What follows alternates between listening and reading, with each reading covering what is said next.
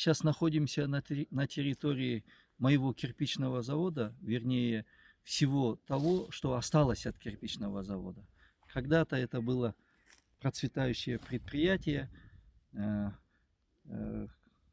От прибыли, от доходов я получал ежегодно от 60 до 100 миллионов тенге прибыли, чистой прибыли. Здесь работало 30 с лишним человек, работы были сезонные, мы производили жженый кирпич. Захватил у меня Ахаев и его бизнес-партнер Мусаев. На протяжении 7 лет я бьюсь, чтобы мне возвратили мой завод, восстановили мне моральный ущерб. Вот. Я 4 раза, вот 5-й раз, последний раз, 5-й раз прекратили уголовное дело в отношении Ахаева-Мусаева.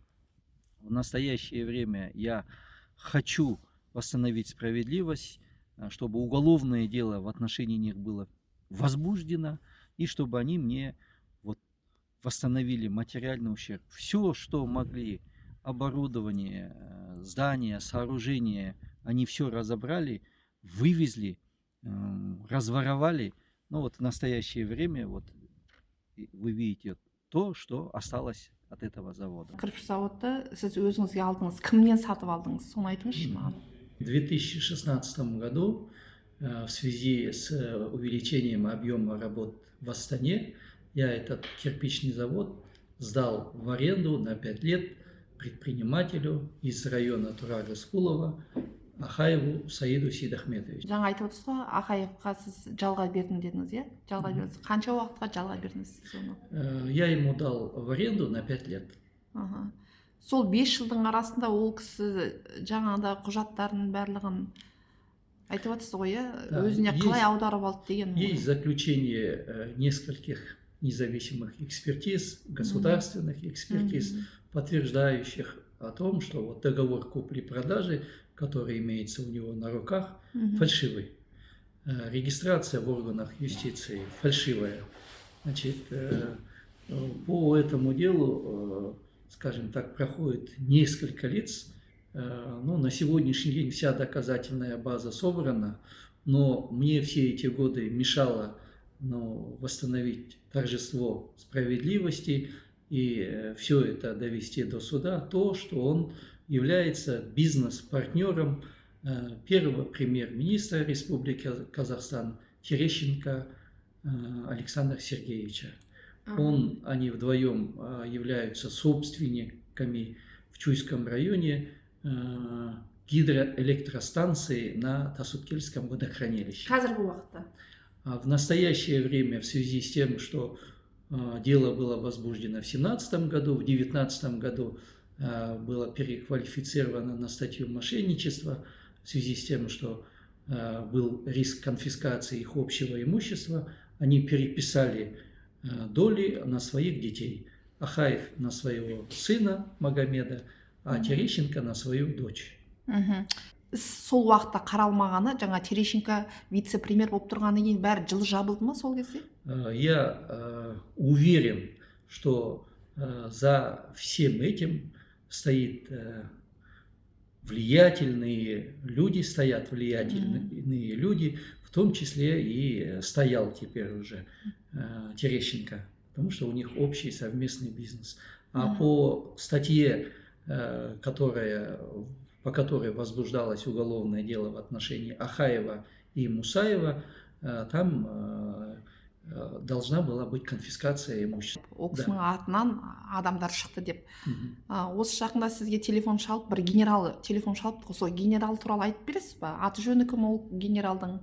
Да, действительно, там люди и с администрации президента, и люди и Сената, люди из Мажилиса, в том числе и генералы, в том числе и этот человек, с которым я разговаривал, они все меня просят остановиться, не трогать.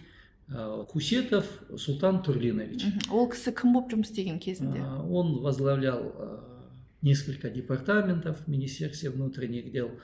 несколько комитетов, очень влиятельный человек. Насколько я знаю, сейчас он возглавляет службу безопасности одной из нефтяных компаний Тимура Кулебаева. Қазіргі уақытта. Да. Қазір. Енді осы жақында сол кісі звондады ғой сізге, қоңырау шалды, Да, иә. да, да. Сол кезде не айтты? Сізді тоқтатыңыз деді ме? Сізге бір қысымдық көрсетті ме? Что ты там на Саида сына, что-то, говорит, там снова начал движения какие-то? Султан Турлинович, я защищаю свои интересы. Подожди, есть, скажем так, мужское слово. Ты зачем меня втянул в эту свою ситуацию, и теперь некрасиво мне? Ты сейчас мою честь затрагиваешь. Я сказал Саиду, все верни, все забудется, простите. Ты меня сюда подключил. Султан Турлинович. Вы же, говорит, целый генерал. Вы же обещали, что он больше нас не будет трогать. Мне что ему отвечать?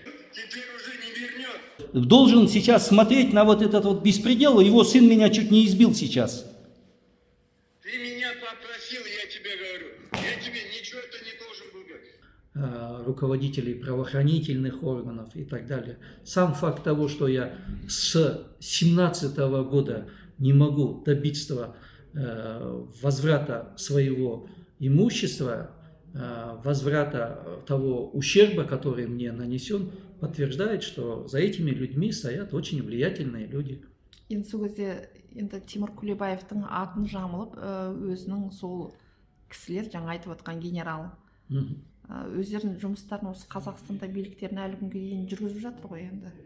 Ну, я думаю, одной из причин того, что я с 2017 года не могу дело до суда довести, оно 6 раз прекращалось. Ну, вот эти генералы и сенаторы не дают дело довести до суда. Енді сенаттағы сенатордың атын айта алмайсыз ба? Қазіргі күнде ол кісі сенатор болып отыр ғой. Нет, это бывший сенатор. Енді атын атауға болатын шығар енді, қазір сенатор емес. Это Громов, насколько я, Сергей. Он в бытность, когда Ахаев возглавлял в нашем Луговском районе, мы же земляки с Ахаевым, ткацкую фабрику, Громов Сергей Николаевич являлся вторым секретарем райкома партии. Вот.